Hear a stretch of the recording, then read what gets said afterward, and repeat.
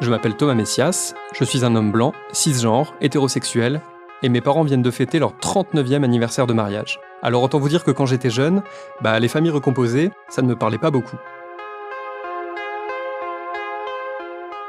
Vous écoutez Mansplaining épisode 62, Belle-mère, belle-doche, marâtre, pourquoi on en parle mal?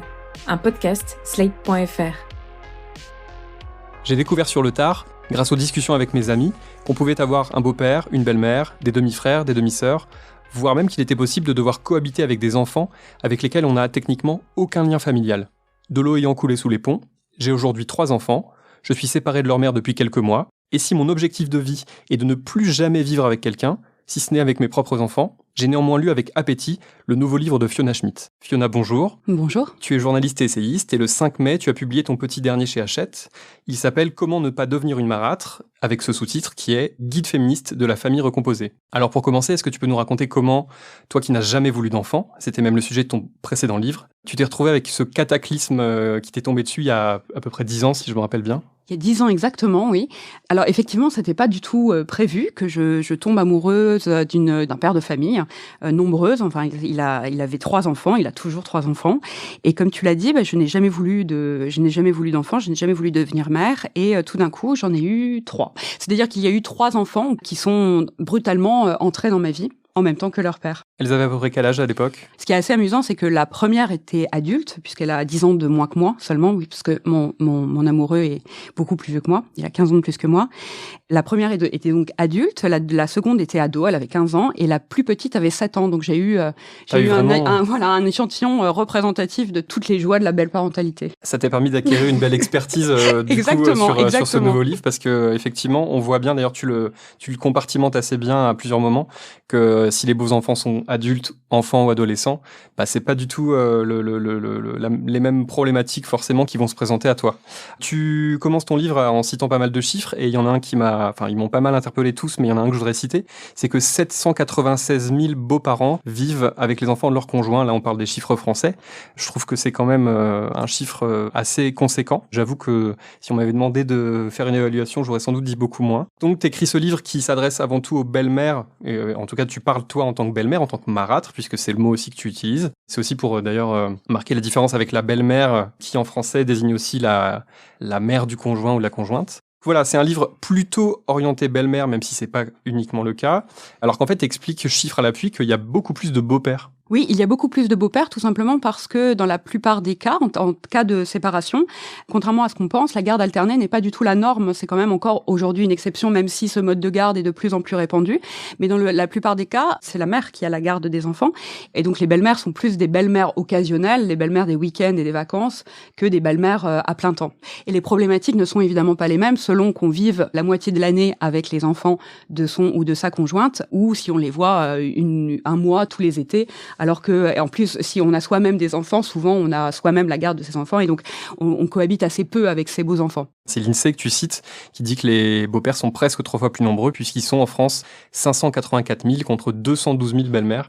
Or, effectivement, la belle-mère, dans le paysage médiatique, culturel, elle n'est pas très présente, mais si on compare, tu cites la chanson de Vianney, assez récente, qui est toujours un gros succès, tu cites chez les parâtres, tu cites David Copperfield de Charles Dickens, mais le sujet du beau-père, il est quasiment, lui, inexistant. Absolument, il est inexistant, le sujet du beau-père, mais ceci dit, le sujet de la belle maternité, elle n'est pas très présente non plus. On est toujours réduit à ressasser des clichés de contes qui ont été écrits il y a plus de 200 ans, par des messieurs en plus. Et en fait, l'image de la belle-mère et la représentation de la belle-mère, dans l'espace médiatique comme dans l'espace culturel, dérive de cette représentation de la marâtre, qui est représentée comme une méchante sorcière, cruelle, vénale, etc., etc. On n'a toujours pas, si tu regardes, par exemple, dans les séries ou dans les films, il n'y a pas de représentation réaliste, ou en tout cas nuancée, réaliste et nuancée, de la belle-mère, en fait. On en est toujours, même dans les films contemporains, on a, c'était Jane Fonda, je crois, dans Ma belle-mère et moi. C'est Ta mère ou moi, ou Sa mère ou moi, quelque chose comme ça. Oui, c'est ça. Avec Jennifer Lopez. Ouais. Et là, on est quand même dans un cliché, voilà. Donc, les représentations de la belle-mère dans l'espace médiatique et culturel, c'est la sorcière, quoi. On n'est pas sorti de là. Il y a un exemple qui, je crois, est pas cité dans le livre, mais je peux me tromper, c'est l'exemple d'un film que j'avais vu en salle quand j'étais ado, qui s'appelait Ma meilleure ennemie. Avec Julia Roberts et Suzanne Sarandon. Alors, je t'arrête car il est cité, donc je vois que tu n'as pas appris. Je vois que tu n'as pas appris mon livre par cœur, mais je ne t'en voudrais pas. Alors, effectivement, tu as raison, c'est l'une des seules représentations positives de la belle maternité. Néanmoins, on est quand même sur une image assez cliché de la belle maternité, puisqu'en fait, donc au début, la mère des enfants qui est incarnée par Suzanne Sarandon évidemment déteste celle qu'elle prend pour sa rivale, qui est la jeune et magnifique Julia Roberts, qui est sympa. Hein. Elle, dans le film, elle est sympa. Mais au début, s'installe une relation de rivalité entre ces femmes. Et puis, elles finiront par bien s'entendre. Tu n'as pas assez confiance pour me laisser seule avec tes enfants. Mais si. Non. Bien sûr que si, mais c'est... Quoi? C'est qu'ils ne sont pas faciles. Oh, Luc, en te tenant à l'écart de tes enfants, c'est comme si tu leur disais « Allez-y, c'est super, continue à la détester !» Ne dis pas de bêtises, ils ne te détestent pas. Tu crois? Regarde leurs yeux, chérie, et ceux de ton ex-femme aussi. Jackie cherche à protéger ses enfants. Ça t'étonne vraiment? Enfin, c'est dur pour elle et c'est compliqué. Tu ne peux pas comprendre, tu n'as pas d'enfant. Ce n'est compliqué que pour toi et Jackie. Pour moi, c'est très simple, parce que moi... je n'ai pas d'enfant. Écoute, j'essaie de faire en sorte que tout se passe bien ici. J'essaie de vous laisser le temps de vous habituer à vivre ensemble. Alors dans ce cas, mets-toi en retrait s'il te plaît. Et donne-moi une chance, d'accord? Alors, au passage, on parle beaucoup du couple hétérosexuel dans le livre, tout comme moi j'en parle beaucoup dans mes podcasts notamment, parce que c'est le domaine sur lequel on a le plus d'études, de références, de réflexions qui existent, mais évidemment, il n'est pas question de ne parler que de famille recomposée avec un papa, une maman. Bien tu entendu. vas bien au-delà à plus d'une reprise. Mais oui, à la fin du livre, tu parles du rôle fondamental du conjoint ou de la conjointe, le cas échéant. Et dans Ma meilleure ennemie, je trouve que c'est intéressant parce que le personnage du père, qui est joué par Ed Harris, est toujours en retrait. Exactement comme dans les contes de fées, dont je parle aussi. C'est un trait qui est commun à tous les contes, c'est que le père des enfants n'apparaît jamais. Il n'est jamais mentionné. Donc, effectivement, le père, c'est comme s'il n'intervenait pas dans la relation entre une belle-mère et ses beaux-enfants. C'est comme s'il n'avait absolument pas de rôle à jouer, alors que c'est tout le contraire, en fait. On a parfois l'impression, mais c'est quelque chose de très masculin, même au-delà de ce sujet de la famille recomposée, que pour les hommes, il n'y a pas trop à se prendre la tête, en fait. Qu'il suffit de laisser faire les choses et que tout ça va tranquillement s'harmoniser en laissant faire le temps et que du coup, c'est pas la peine de trop se prendre la tête, quoi. Alors, ce qui est certain, c'est que c'est beaucoup plus facile, je pense, encore aujourd'hui, d'être un père que d'être une mère, parce que les standards en matière de parentalité ne sont pas les mêmes. Et par extension, c'est beaucoup plus facile d'être un beau-père qu'une belle-mère, puisque d'abord, les représentations ne sont pas les mêmes. Les parâtres, qu'on n'appelle pas parâtres d'ailleurs, qui n'ont pas de surnom, qui n'ont pas de surnom péjoratif, alors qu'on dit belle-doche, mais il n'y a pas d'équivalent au masculin. Les standards en matière de parentalité ne sont pas les mêmes s'agissant des femmes et des hommes. Et en matière de belle parentalité, c'est exactement la même chose. On n'attend pas du tout de la même chose d'une belle-mère et d'un beau-père. C'est-à-dire qu'on attend vraiment d'une belle-mère qu'elle s'investisse autant qu'une mère au sein de sa famille recomposée, mais sans se prendre pour la mère, évidemment.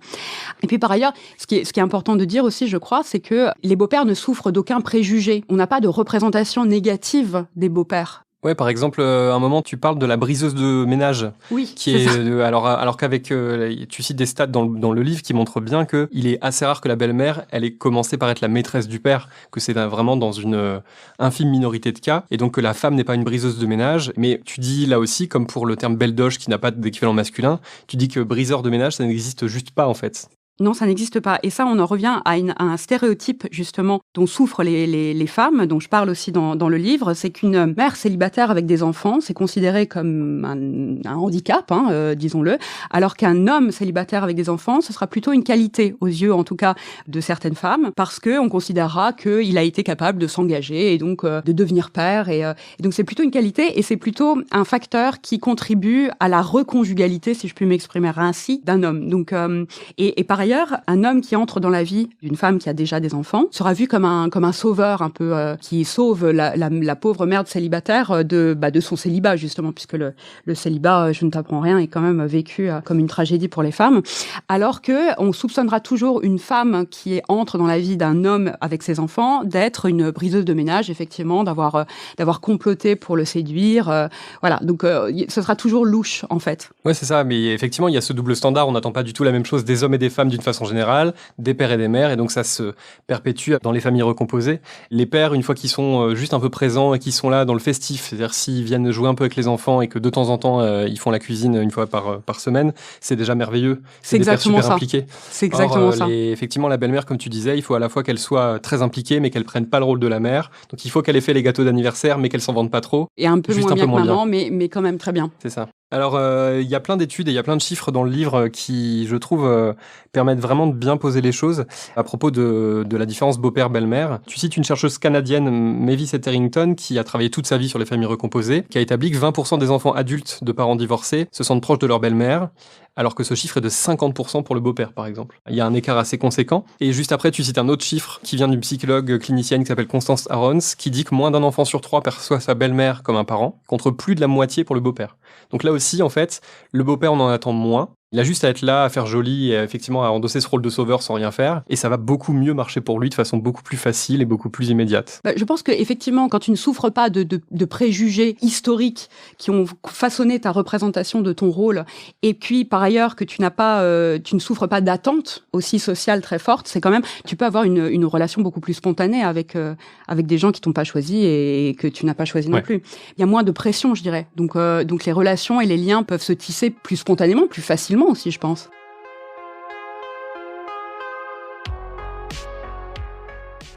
Pour reparler du rôle du conjoint ou de la conjointe, quels seraient les premiers conseils qu'on pourrait leur donner? Alors du coup, si je parle du couple hétéro, quels seraient les conseils qu'on pourrait ou les choses qu'on pourrait demander aux hommes de faire en premier lieu quand ils se remettent en couple et quand du coup ils sont en train de recomposer une famille, pour rendre la tâche plus facile à la belle-mère et aussi pour rendre la vie de leurs enfants pas trop compliquée? Le principal conseil finalement que je pourrais leur donner, c'est de prendre ce rôle.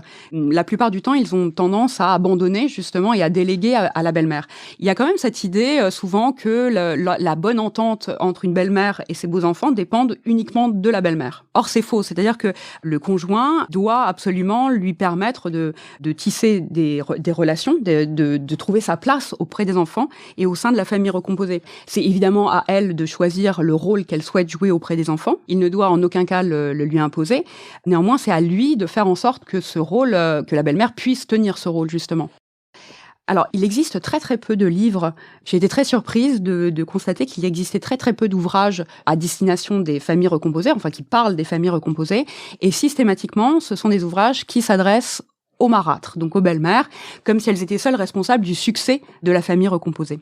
Oui, c'est un peu comme jusqu'à récemment les livres sur la charge mentale, qui n'étaient pas forcément toujours nommés comme ça, puisque le terme est revenu assez récemment dans le langage courant. C'était quasiment tous des guides adressés aux femmes en leur disant « Voilà comment réduire votre charge mentale, vous allez faire ça à votre petit mari, et ça, et ça, et ça, vous allez lui faire des listes, et comme ça, après, vous serez tranquille. » Oui, c'est ça. Et puis en plus, les relations sociales en général et familiales en particulier, effectivement, on a tendance à considérer que c'est le travail des femmes, quoi. Ouais, c'est ça. Donc, à plus forte raison, elles en sont responsables quand ça ne prend pas, si je puis dire. Et c'est pour ça qu'il y a beaucoup des belles-mères que j'ai rencontrées pour écrire ce livre qui culpabilisent justement lorsque le lien ne se fait pas. Alors que l'enjeu n'est pas là, en fait. L'enjeu, ce n'est pas d'être validé en tant qu'être humain et en tant que belle-mère par des enfants.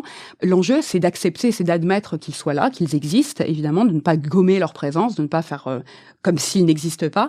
Les enfants ne sont pas tenus d'aimer leur belle-mère et la belle-mère n'est pas tenue d'aimer ses beaux-enfants. Il s'agit quand même de relations entre des gens qui ne se sont pas choisis à la base. Si déjà on arrive à un état de cohabitation dans le sens positif du terme, où disons que les choses se passent bien quotidiennement, ou en tout cas quand on se voit, c'est déjà pas mal. Quel est l'enjeu pour un beau-parent ou pour une marâtre, en l'occurrence, auprès des enfants? Est-ce que justement c'est d'être totalement validé La plupart des belles-mères cherchent à tout prix à être aimées par leurs beaux-enfants et souffrent du fait de ne pas être aimées, justement. Alors que l'enjeu n'est pas là. L'enjeu, c'est d'être acceptée et d'être respectée. De la même mesure, une belle-mère doit à ses beaux-enfants de les respecter, évidemment. Mais si les liens affectifs ne se créent pas, ce n'est pas un problème finalement. Le succès d'une famille recomposée repose essentiellement sur la solidité du couple plutôt que la solidité du lien avec les enfants. Et ça, on a tendance à l'oublier, en tout cas les belles-mères ont tendance à l'oublier. Et à se mettre une énorme pression de ce côté-là, puisqu'elles se disent que si les enfants ne l'apprécient pas, si elles n'arrivent pas à créer un lien avec les enfants, en fait, la famille recomposée ne peut pas fonctionner. En fait, c'est vraiment sur la pérennité du couple que repose le succès de la famille recomposée. Alors du coup, a priori, si on suit les idées reçues, on a l'impression que c'est plus facile d'être la belle-mère de garçon. Qu'est-ce que t'en dis dans ton livre, en fait ? C'est terrible à dire, mais il y a 10 ans, donc quand je suis devenue marâtre, c'est exactement l'idée que j'ai eue. C'est-à-dire que mon conjoint a 3 filles, et je me suis dit, oh là là, ça va être encore pire, parce que ce sont des filles. Bien entendu, il s'agit d'un préjugé sexiste qui n'est fondé sur absolument aucune étude, aucun chiffre. En réalité, les études américaines qui sont les seules qui existent, parce que c'était très intéressant aussi de souligner qu'en France, il n'existe pas d'études sur la famille recomposée, ni d'études qualitatives sur les marâtres, sur les belles-mères. Absolument pas, alors qu'il en existe foison sur la maternité. Fin de la parenthèse. En fait, les études américaines qui existent à ce sujet ont démontré que, effectivement, les relations entre une belle-mère et ses belles-filles, ou sa belle-fille, étaient basées sur la rivalité ou la jalousie. La jalousie, exactement. Mais ce qu'on ne dit pas, c'est que les relations avec les beaux-fils peuvent être aussi compliquées parce que ils sont plus sur le registre de la colère, de l'impulsivité, de la méfiance, exactement. Donc, en réalité, les difficultés que l'on peut rencontrer avec ces beaux enfants sont effectivement genrées, mais elles ne sont pas pires avec des filles qu'avec des garçons. C'est juste pas différent. Vrai. C'est juste différent. C'est comme avoir exactement. des filles ou des garçons quand on est parent. C'est exactement ça. C'est pas pareil, mais c'est pas censé être plus facile d'avoir les uns ou les autres. C'est exactement ça. Eh ben Fiona, je te remercie. Je rappelle que Comment ne pas devenir une marâtre est disponible depuis le 5 mai dans toutes les bonnes librairies et qu'il est très très chouettement illustré par Emmanuel Terrasse. Merci Fiona. Merci Thomas. Voilà, c'était l'épisode 62 de Mansplaining, un podcast de Thomas Messias, produit et réalisé par Slate.fr, sous la direction de Christophe Caron et Benjamin Ours, avec Aurélie Rodriguez. Si vous avez aimé ce podcast, n'hésitez pas à le dire en nous couvrant d'étoiles partout où vous le pouvez, 5 de préférence, et en parlant le plus possible autour de vous. Toutes vos remarques et vos questions sont les bienvenues à l'adresse suivante, mansplaining@slate.fr. Vous pouvez aussi me contacter via Twitter ou Instagram, mes messages privés sont toujours ouverts. Toutes les références aux articles, œuvres, vidéos citées se trouvent dans la description de ce podcast. J'espère que vous tenez le coup, et à dans 15 jours.